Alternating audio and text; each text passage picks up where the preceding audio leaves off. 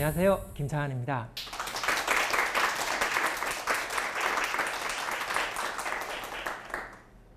아침마다 학교 가지 않겠다고 떼를 씁니다. 학교 마치고 집에 와서 이렇게 이야기합니다. 내일은 진짜 학교 안 갈 거야. 그 다음날 아침에 마찬가지입니다. 난 학교 가기 싫어. 또 떼를 씁니다. 방학을 누구보다 기다립니다. 방학이 되면은 정말 즐거워하죠. 그러다가 이제 개학 시기가 다가오면은 그때부터 투정을 부리고 짜증을 냅니다. 누구 이야기냐고요? 제 아내 이야기입니다.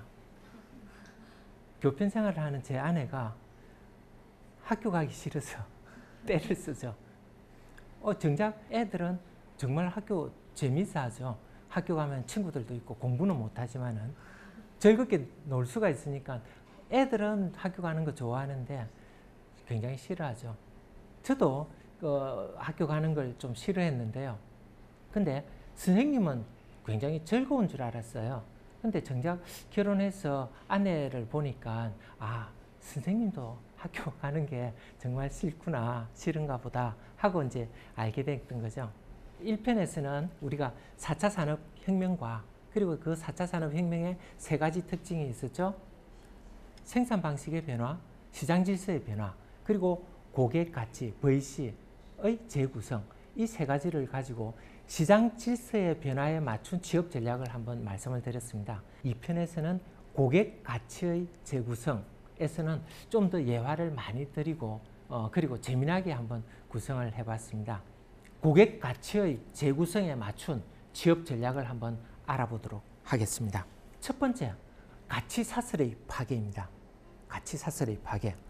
고객에게 가치를 주는 방향으로 VC, 밸류 체인을 재구성하라고 권해드리고 싶습니다. 오래전에 인도에서 있었던 일이라고 합니다. 상인 4명이 같이 모여서 모카를 트레이딩하는 사업을 하게 됐습니다. 상인 4명이 각각 모카밭에서 모카를 수매해가지고 창고에 저장했다가 모카를 필요로 하는 사람들한테 팔게 되는 거죠. 그런데 이 창고에 모카를 이렇게 저장을 하다 보니까 쥐가 그 모카를 깔아먹더라는 거죠. 상인 4명이 고민을 합니다. 어떻게 하면 좋을까? 쥐면은 당연히 고양이를 사면 되죠. 근데 상인은 누구보다 이윤에 민감합니다.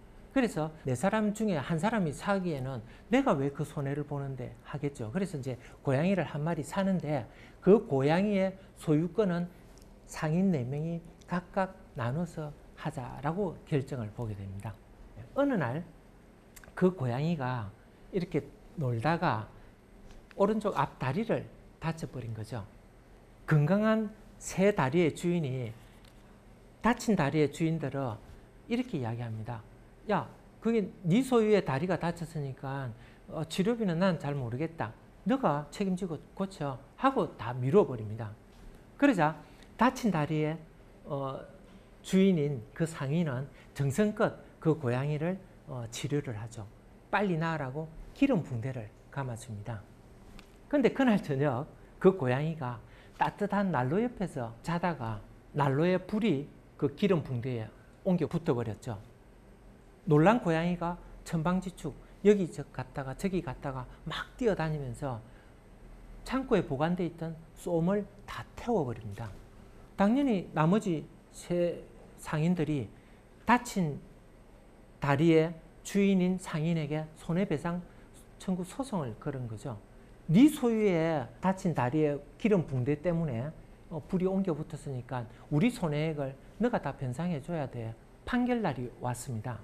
그러나 웬걸 판결은 건강한 다리의 소유자 상인 3명이 다친 다리의 상인에게 쏨값을 물어주라고 판결이 났다는 거죠. 비록 고양이의 다친 다리에 불이 붙었지만은 나머지 건강한 고양이의 건강한 다리 3개가 아니었다면은 그 고양이가 불 붙은 채로 쏨에게 갔겠느냐. 그래서 당연히 상인 3사람이 다친 다리 소유 상인에게 변상을 해야 된다라고 판결을 내렸다는 거죠.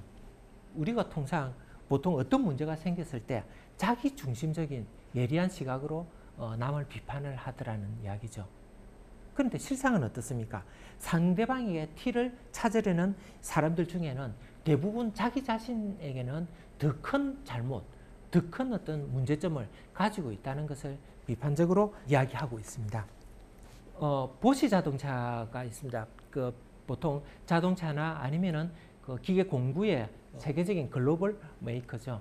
이 보시 자동차에서는 ICT 기술 기반의 공급 사슬 체인망을 구축을 해가지고 각 이 플레이어들의 어떤 정보 공유를 시도하게 됩니다. 이렇게 함으로 해서 실제로 회계에서는 이 재고 자산 부분들을 적정하게 유지하는 게 회계 처리의 가장 큰 원칙입니다. 왜 그러냐면은 재고 자산을 과다하게 가지고 간다면은 기업의 운영에 있어서는 굉장한 어려움이 초래된다는 거죠. 그래서 적정 재고 자산을 유지하는 게 굉장히 중요한데, 문제는 이 보시 같은 경우에는 공급 사슬 체인망 시스템을 같이 구축을 함으로 해서 각 플레이어들이 그 공급 사슬 체인에 같이 참여해 가지고 적정한 재고 자산을 가져갈 수 있게끔 만들었다는 거죠. 이렇게 함으로 해서 새로운 어떤 경제 혁신을 가능하게 만들었습니다. 두 번째로 말씀드리고자 하는 것은 가치 사슬의 가시성 강화입니다. BC 4세기경에 지중해에는 당시 패권국가 페르시아라는 초강대 국가가 존재하고 있었습니다. 그에 반해서 그리스는 코린토 동맹을 통해서 그때 당시 마케도니아가 코린토 동맹의 맹주로 이렇게 대두를 하는 거죠. 그 마케도니아의 왕이 바로 알렉산더 대왕입니다.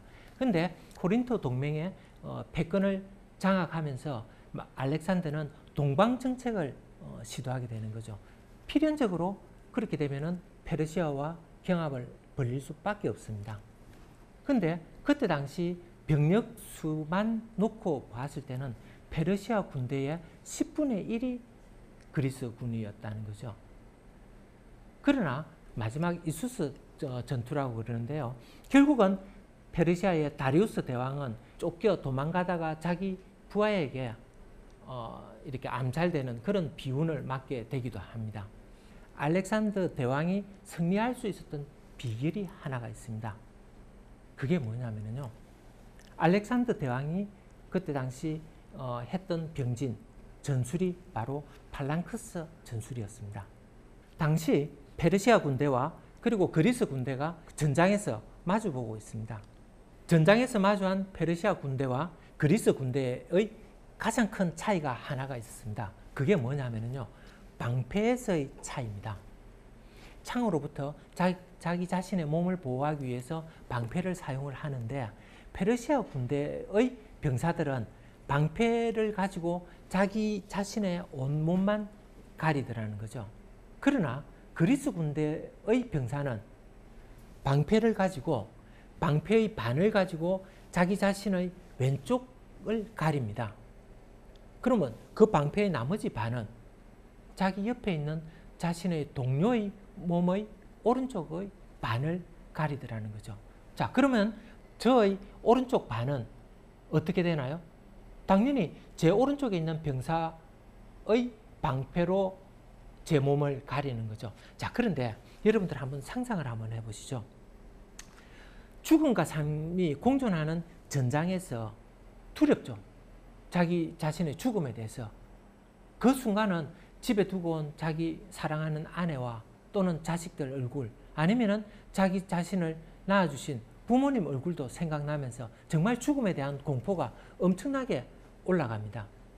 자, 이런 상황에서 어떤 기회가 된다면은 페르시아 군대의 병사는 상황이 잘못된다면은 도망가기부터 할 겁니다.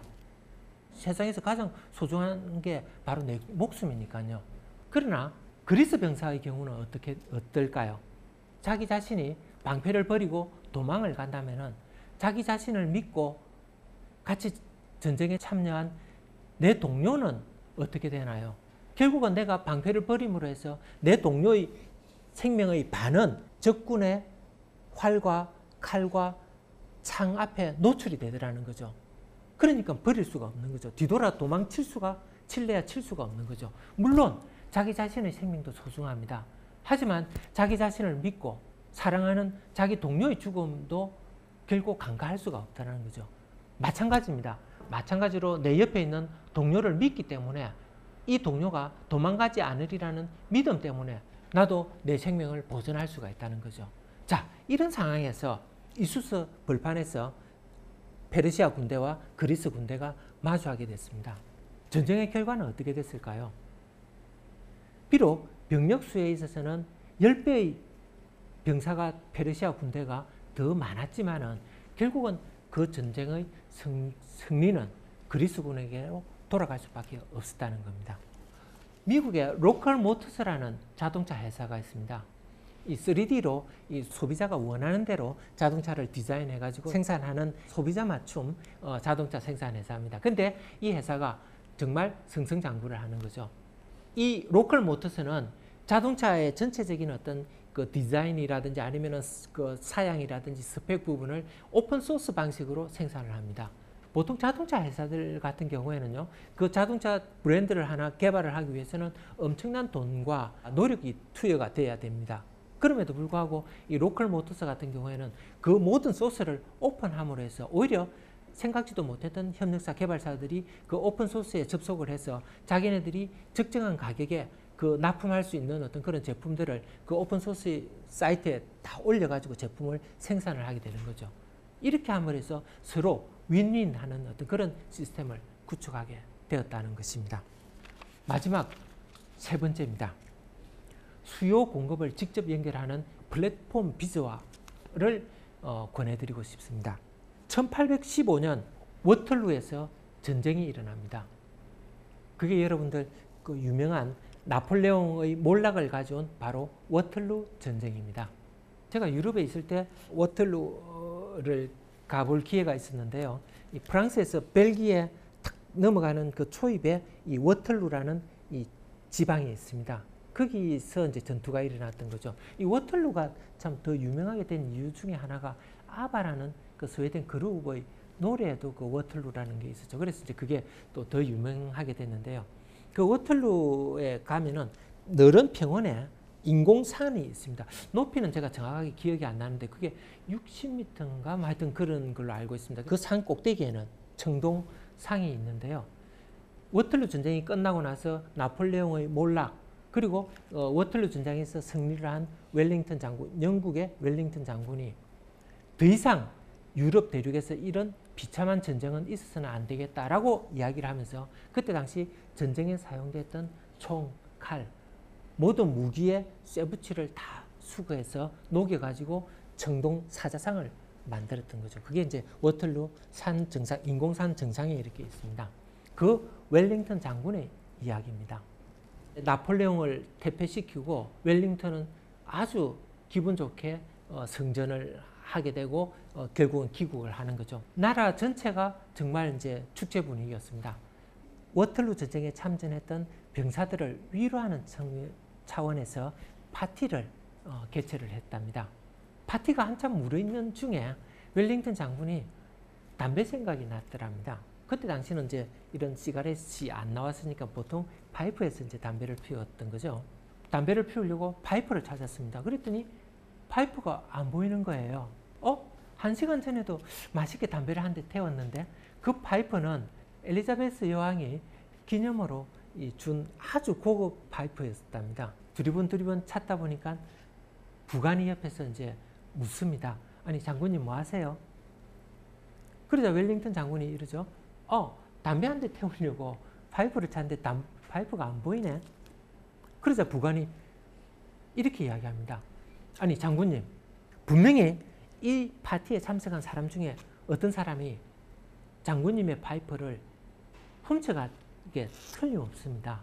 파티에 참석한 모든 사람들의 호주머니 검사를 하면은 장군님의 파이프를 틀림없이 찾을 수 있을 것입니다. 하고 이야기를 합니다. 한참 파티를 하다가 호주머니 검사를 이제 모든 사람들이 하게 됐죠. 그 파티에 참석한 사람들 중에서 한 반쯤 이렇게 지나갔을 때 어떤 늙은 병사의 차례가 왔답니다.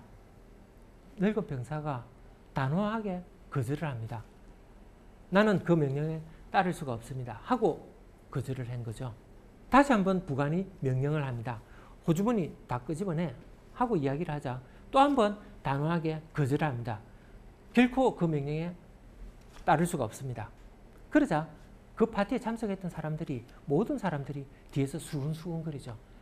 야, 저놈이 도둑 맞네. 생긴 것 봐. 아주 그냥 도둑같이 생겼네. 저봐. 그 코트에 호주머니도 불룩하니 저기 아마 그 장군님의 파이프가 있을 거야. 하고 막 이렇게 이제 소란스러워집니다. 그러자 그때까지 뒤에서 지켜보던 웰링턴 장군이 아, 이건 아니다. 라는 판단에서 호주머니 검사를 중지시킵니다. 자네들도 알다시피 이 파티는 우리가 무적의 나폴레옹 대군을 무찌른 성전 기념 파티인데 내 불찰로 이 파이프를 잊어버려 가지고 불미스러운 이런 호주머니 검사까지 하게 되는 것은 정말 이건 아닌 것 같다. 그래서 여러분들 대단히 죄송하지만 모든 것을 잊고 파티를 즐겨주시기 바랍니다. 하고 웰링턴 장군이 사퇴를 수습을 했습니다. 한 1년이 지났습니다. 날씨가 쌀쌀해지자 웰링턴 장군이 작년에 입었던 코트를 이제 끄집어내 입으려고 이제 코트를 탁 걸쳤습니다. 무심결에 호주머니에 손을 넣다 보니까 작년에 잊어버렸다고 그렇게 마음 아파하고 소란을 피웠던 그 파이프가 자기 코트의 호주머니에서 나왔던 것입니다. 아, 여기 있었네. 기쁨도 잠시. 그러면 작년에 그 곤욕을 치렀던 그 늙은 병사에게 당연히 사과해야지 하고 부관을 부릅니다. 자, 부관, 내가 그 늙은 병사에게 사과를 해야 되니까 나랑 같이 그 늙은 병사의 집에 찾아가게 하고 이제 이야기를 합니다. 그래서 이제 웰링턴 장군이 부관과 그 늙은 병사의 집을 방문을 합니다. 방문을 해서 죄송스러운 일을 저질렀는데 용서해 주게 하고 이제 이야기를 했죠. 그래서 뭐 늙은 병사 어떡하겠어요. 뭐 용서한다고 이야기를 하죠. 그런데 웰링턴 장군이 갑자기 궁금증이 생겼습니다. 그래서 물었죠. 아니 그런데 당신이 분명히 그 도둑이 아닌데 왜 그렇게 한사코 그렇게 호주머니 검사를 거부했나 하고 이제 물었습니다. 그랬더니 이 늙은 병사가 이렇게 대답을 합니다. 실은 그때 당시 제 호주머니에는 그 파티에 나왔던 고기며 그리고 빵 조각이 있었습니다. 물론 그 고기며 빵 조각은 제 몫으로 나왔던 이제 고기며 빵이었었죠. 그러나 그때 제 집에서는 이틀 굶고 있는 제 자식들이 있었습니다. 그래서 그 자식들 생각을 하니까 차마 파티에서 이렇게 맛있는 그리고 기름진 음식을 먹을 수가 없었더라는 거죠. 그래서 그걸 자기 앞으로 나온 음식이니까 그걸 자기 자식들한테 주기 위해서 호주머니에 넣었다는 거죠. 근데 만약 그 호주머니 검사에서 고기며 빵 조각이 나왔다면 어떻겠습니까? 나폴레옹 대군을 무찌른 정말 자랑스러운 대영 제국의 육군 병사의 호주머니에서 거지처럼 음식 부스러기나 아니면 먹다 남은 음식들이 나온다면 우리 대영 제국의 육군의 명예는 어떻겠습니까? 하고 이야기를 했다는 거죠. 그러자 웰링턴 장군이 깨달았습니다. 워털루에서 나폴레옹 대군을 무찌른 게 내 용기와 그리고 내 전략 때문이 아니라 바로 우리 병사들, 이 병사들의 헌신과 자부심 때문이었구나 라는 걸 깨달았다는 거죠.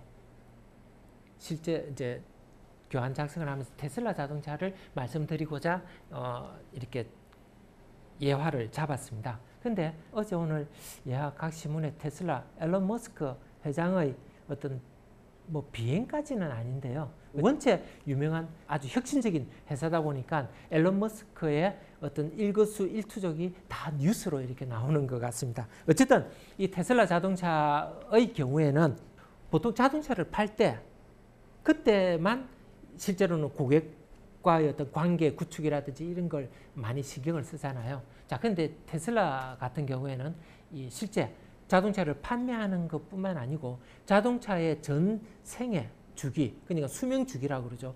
자동차가 나중에 폐차할 때까지 그 수명 주기 전체를 걸쳐서 이 고객과의 어떤 관계 유지를 해 나가고 있습니다. 그래서 자동차에 실제 이제 자동 무선 펌웨어를 이렇게 장착을 해가지고 고객과 테슬라 자동차와의 어떤 그런 끈끈한 관계, 아니면 어떤 유기적인 관계를 이렇게 계속 가져갔다는 거죠. 그게 바로 테슬라의 어떤 전략이었습니다. 이상으로 여러분들 이제 고객 가치의 재구성과 관련한 취업 전략을 한번 말씀을 드렸습니다. 마지막으로 이제 어쨌든 그 전체 정리를 하고자 제가 말씀을 드리고 싶은 내용이 하나가 있습니다. 여러분들 세상에 가장 현명한 자 이러면은 보통 그 대명사로 나오는 게 솔로몬이라는 대왕이죠. 유대인 솔로몬 대왕. 근데 이제 솔로몬의 아버지는 다윗입니다. 근데 이 다윗 대왕이 어쨌든 유대 지방에 어떤 국가적인 기틀을 마련하고 국가 어떤 기강을 마련하고 난 뒤에 기념물을 하나 제작을 하라고 이야기를 합니다. 왕홀, 그러니까 왕이 이렇게 지고 다니는 지팡이 있죠. 그거인 것 같아요. 왕홀을 이렇게 이제 만들었습니다. 뭐 보석도 장착을 하고 금도 입히고 이렇게 해서 이제 왕홀을 만들었습니다. 근데 이 왕홀을 보다 보니까 좀 밋밋하게 재미가 없더라는 거죠. 그래서 이제 신하들께 이렇게 이야기를 합니다. 왕홀에 지팡이에 어떤 문구를 하나 좀 적었으면 좋겠다. 그 문구는 내가 가장 영광스러운 순간이든지 아니면 내가 가장 비참한 순간이든지 이 문구를 보면은 아주 영광스러운 순간일 때조차도 가장 비참했던 순간을 떠올리면서 오만하지 않고 그리고 가장 비참한 순간일 때도 이 가장 영광스러운 순간을 생각하면서 좌절하지 않고 이런 어떤 문구가 여기에 새겨졌으면 좋겠다라고 신하들에게 이야기를 합니다. 다윗 왕이 이런 어떤 부탁을 하니까 고민이 되는 거죠. 그래서 그때 당시 유대 나라의 가장 현명한 사람들을 다 찾아다니면서 왕의 바람이 왕의 주문이 이런 내용입니다. 어떤 문구가 좋을까요? 하고 현명한 사람들, 현인들을 찾아다니면서 물어봤죠. 답이 없습니다. 어떤 문구로 다윗 왕의 요구사항을 들어줄 수가 있겠습니까? 그래서 고민하다가 마지막으로 찾아간 사람이 솔로몬 왕자였죠. 솔로몬 왕께 가서 신하들이 이야기를 합니다. 대왕께서 이런 어떤 주문을 합니다. 왕자여, 어떤 문구가 좋겠습니까? 하고 솔로몬 왕자에게 여쭈었죠. 그랬더니 솔로몬 왕자가 그 자리에서 대답을 합니다. 이렇게 새겨라. 이 또한 지나가리라. 여러분들이 실제 미취업한 우리 젊은 세대나 아니면 취업한 세대도 마찬가지입니다. 취업에서 영광스러운 순간 또는 미취업에서 낙방을 해서 좌절된 어떤 그 순간조차도 그 순간마저도 지나갑니다. 그래서 여러분들이 취업했다고 오만할 필요도 없는 거고 그리고 여러분들이 낙방했다고 당연히 좌절할 필요도 없는 거죠. 언젠가는 그 순간도 또한 지나갈 것입니다. 그래서 보다 더 영광스러운 어떤 순간들이 여러분들께 꼭 찾아오리라고 생각됩니다. 계몽주의 사상가 디드로의 유명한 책이 하나 있었죠. 배우의 역설이라는 책입니다. 그 배우의 역설에서 다음과 같은 문구가 나오죠. 에스퍼리드 레스칼리아. 직역하면은 계단의 정신 이렇게 직역이 됩니다. 계단에 무슨 지성이 있지? 근데 이거는 직역으로는 도저히 이해하지를 못하죠. 의역하자면은 주인공이 자기의 지인 집에 방문을 합니다. 방문해서 한참 재미나게 어떤 주제를 가지고 이야기를 하죠. 근데 이제 이야기를 다 끝나고 이제 집에 가려고 그 집 문을 열고 계단을 내려오다 보니까 아까 대화 중에 이런 이야기를 하나 더 했었어야 되는데 하고 후회하는 장면이 바로 에스프리드 레스칼리에. 제가 1편하고 2편 이렇게 이제 강연을 했는데요. 이제 마칠 때가 되니까 딱 하나가 생각나는 거 있죠. 그게 뭐냐? 사람을 주저앉히는 것은 절망이 아니라 체념입니다. 그리고 사람을 다시 이렇게 세우는 것은 희망이 아니라 의지입니다. 사람이 발목이 잡혔다고 체념하지는 않습니다. 다만 절망에서 나오기를 체념하기에 주저앉는 것입니다.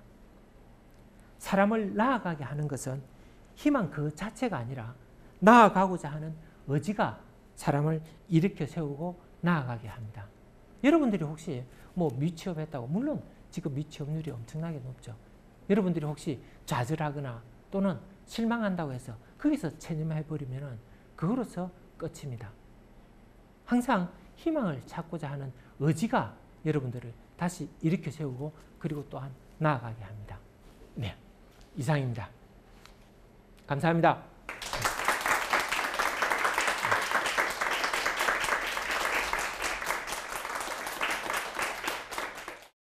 어떤 문구를 하나 좀 적었으면 좋겠다. 그 문구는 아주 영광스러운 순간일 때조차도 가장 비참했던 순간을 떠올리면서 오만하지 않고 가장 비참한 순간일 때도 가장 영광스러운 순간을 생각하면서 좌절하지 않고 이런 어떤 문구가 여기에 새겨졌으면 좋겠다. 솔로몬 왕자가 그 자리에서 대답을 합니다.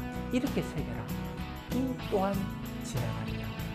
취업했다고 오만할 필요도 없는 거고 그리고 여러분들이 낙방했다고 당연히 좌절할 필요도 없는 거죠. 언젠가는 그 순간도 또한 지나갈 것입니다.